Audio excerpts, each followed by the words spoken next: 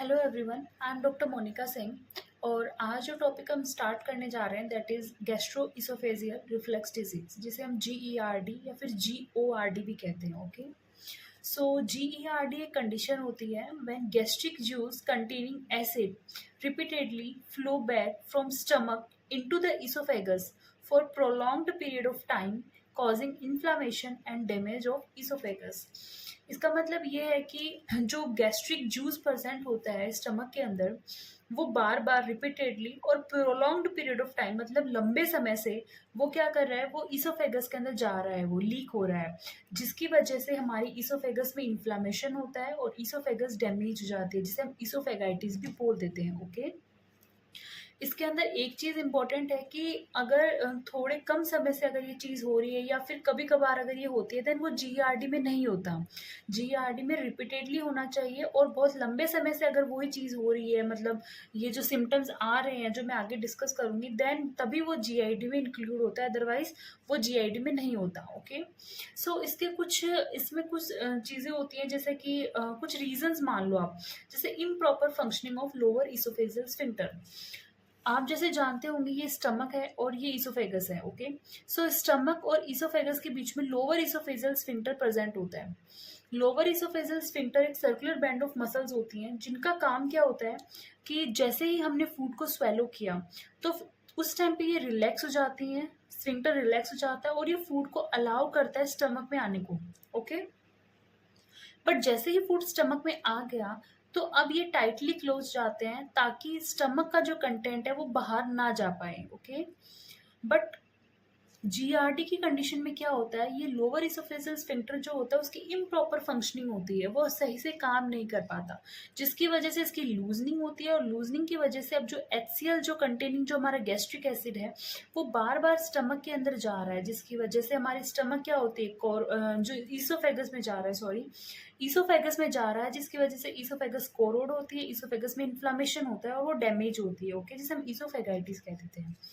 Second condition pyloric stenosis होती है, जैसे ये हमारा पायलोरिक वाला पार्ट है स्टमक का, इसके अंदर स्टेनोसिस हो रही है। ओके, स्टेनोसिस मीन्स नैरोइंग हो रही है वहाँ पे, जिसकी वजह से अब जब गैस्ट्रिक कंटेंट अगर इसके अंदर नहीं जा पाएगा, ड्यूडेनम में नहीं जा पाएगा, देन वो वापस पीछे की साइड क्या होगा, पुश करेगा और जिसकी वजह से वो वापस इसोफेगस के अंदर जाएगा। ओके, तीसरा है कुछ मोटिलिटी डिसऑर्डर्स की वजह से ऐसा देखने को मिल सकता है, जैसे कि मोटिलिटी डिसऑर्डर में क्या होता है, इसमें पेरिस्टाल्टिक मूवमेंट सही से नहीं हो पा रहे, जिसकी वजह से यहाँ पे क्या हो रहा है, गैस्ट्रोपेरेसिस हो रही है, मतलब जो कंटेंट जो है वो बहुत लंबे टाइम तक इसके अंदर स्टमक में रह रहा है और उसकी वजह से ओवरलोडिंग की वजह से वो वापस ऊपर की तरफ प्रेशर डालता है।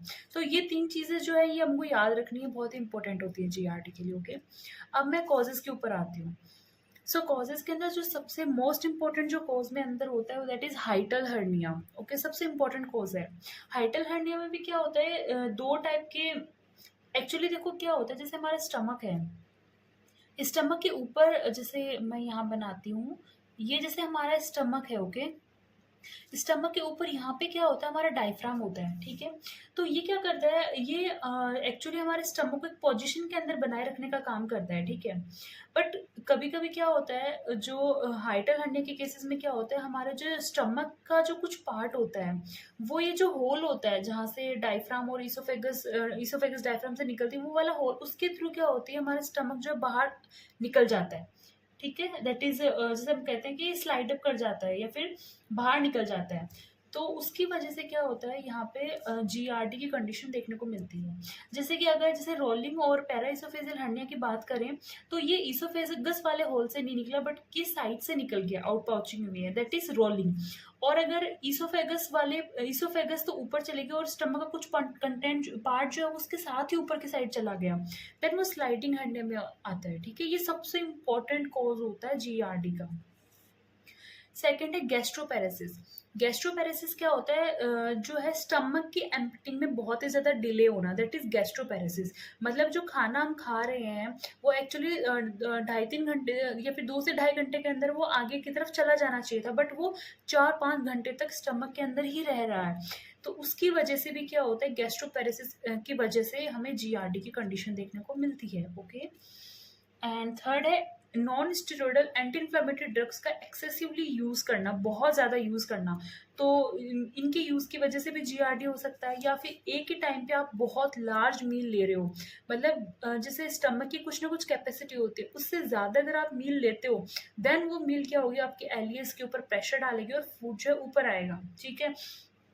या फिर कुछ लोग जो है जैसे लार्ज मील लेके और जो है कुछ मतलब कि घूमते फिरते नहीं है और खाना खाते हैं जस्ट सो जाते हैं, तो उन लोगों के अंदर भी जीआरडी की जो है कंप्लेंट देखने को मिलती है। ओके, फिर बाद में ओबेसिटी एंड प्रेगनेंसी के अंदर जैसे इंट्रा एब्डोमिनल प्रेशर बढ़ेगा, प्रेशर बढ़ने की वजह से स्टमक के ऊपर प्रेशर लगेगा और देन ये एलियस पे प्रेशर डालेगा और खाना वापस बार बार ऊपर जाएगा। Okay, then alcohol and smoking के अंदर भी देखने को मिल सकता है। साथ में डाइटरी एंड इन्वायरमेंटल फैक्टर्स भी, जैसे कि बहुत ज़्यादा फैटी चीज़ें आप खाते हो, चॉकलेट्स हैं, कॉफ़ी हैं, तो इनकी वजह से भी क्या होता है, ये भी कुछ कॉजेज होते हैं जीआरडी के लिए।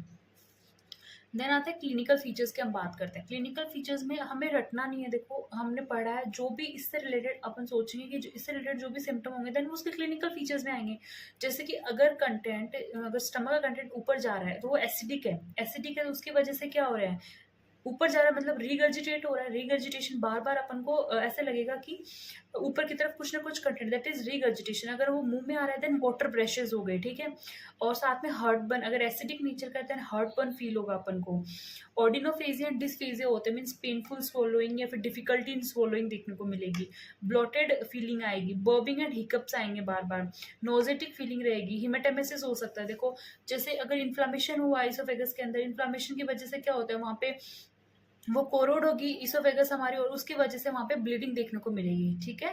तो और डेंटल डिजीजेज अगर बार बार, अगर बहुत लंबे समय से अगर वो एसिडिटी जो है, वो एसिडिक जो कंटेंट है वो अगर हमारे माउथ में आ रहा है देन हमारे जो टीथ्स हैं उनको भी वो अफेक्ट करता है, उसकी वजह से डेंटल डिजीजेज हो सकती हैं। और हेलिटोसिस मतलब बैड स्मेल फ्रॉम माउथ, मुंह से बहुत ही गंदी स्मेल आना, दैट इज हेलिटोसिस, ठीक है। अब फिर मैं इन्वेस्टिगेशंस की बात करती हूँ, तो इन्वेस्टिगेशंस में हम क्या क्या करवा सकते हैं। तो सबसे इम्पोर्टेंट देखो है ईसोफेगोड गैस्ट्रोड्यूडेनोस्कोपी। ईसोफेगस, गैस्ट्रो स्टमक, ड्यूडिनो और स्कोपी, ये 3-4 आप इनको अलग अलग करके पढ़ो, ठीक है। इसमें क्या करते हैं हम, हमारे जो एग्जामिन करते हैं हम ईसोफेगस को, जो भी डैमेज ईसोफेगस है उसको हम एग्जामिन करने के लिए इस सारी टेक्निक को यूज़ करते हैं। ओके, दूसरी बेरियम स्वेलो मील होती है, पर्सन जो होता है उसको हम बेरियम की जो मील है उसको खिलाएंगे और उसके बाद में उसका एक्सरे करेंगे, ठीक है। तो अगर जो कहीं पे भी अल्सर्स या फिर ईसोफेगस में कहीं नैरोइंग वगैरह है, जैसे कि ये हमारा स्टमक है, अब यहाँ पे नैरोइंग मैंने बोला पाइलोरिक स्टेनोसिस, तो जैसे हमने बेरियम मील ली तो बेरियम यहाँ पे इकट्ठा हो जाएगा और क्योंकि यहाँ पे नैरोइंग हो रखी है वो बाहर कम जाएगा, फिर हम एक्सरे करवाएंगे तो एक्सरे के अंदर हमें पता चल जाएगा कि हाँ यहाँ पे स्टेनोसिस की वजह से ये सब हो रहा है। ओके, ईसोफेजियल मैनोमेट्री करवाते हैं, इसके अंदर हम फंक्शन चेक करते हैं लोअर ईसोफेगस स्फिंक्टर के या ईसोफेगस के फंक्शन चेक करने के लिए, फिर बायोप्सी भी करवा सकते हैं अपन एट लास्ट। ओके, फिर उसके बाद में मैनेजमेंट के अंदर हम प्रोटोन पंप इनिबिटर्स को यूज़ करते हैं। प्रोटोन पंप इनिबिटर्स को हम यूज़ करेंगे मैनेजमेंट के अंदर। प्रोटोन पंप इनिबिटर जो होते हैं जो अपनी एसिड मेकिंग जो सेल्स हैं उनके ऊपर एक्ट करते हैं, जैसे इसके अंदर पेंटाप्राजोल होता है, ओमेप्राजोल होता है, लेंसोप्राजोल होता है, ये सब प्रोटोन पंप इनिबिटर्स में आते हैं। एंटासिड्स होते हैं, एंटासिड्स जो होते हैं ये क्या करेंगे, एसिडिटी के अगेंस्ट काम करेंगे। प्रोमोटिलिटी ड्रग्स होती हैं, मीन्स हमारी मोटिलिटी जो होती है मोटिलिटी को बढ़ाएंगे, ठीक है, ताकि स्टमक को जल्दी से जल्दी खाली किया जा सके। ओके, जैसे इसमें मेटाक्लोप्रोमाइड आती है। ओके, फिर कुछ सर्जरीज होती हैं, सर्जरीज में जैसे निसन फंडोप्लिकेशन होते हैं। सो निसन फंडोप्लिकेशन जो है ये हाइटल हर्निया के केसेस के अंदर की जाती है, ठीक है। जैसे कि स्टमक का जो भी पार्ट ऊपर निकल गया था, हम क्या करेंगे वापस उसको एलियस जो लोअर इसोफेजियल स्फिंक्टर उसको हम रीइंफोर्स करते हैं, ठीक है, सही करते हैं उसको उस हॉल से जिससे वो बाहर निकल गई थी वहाँ पे। तो उसके लिए हाइटल हर्निया के केसेस में निसन फंडोप्लिकेशन किया जाता है।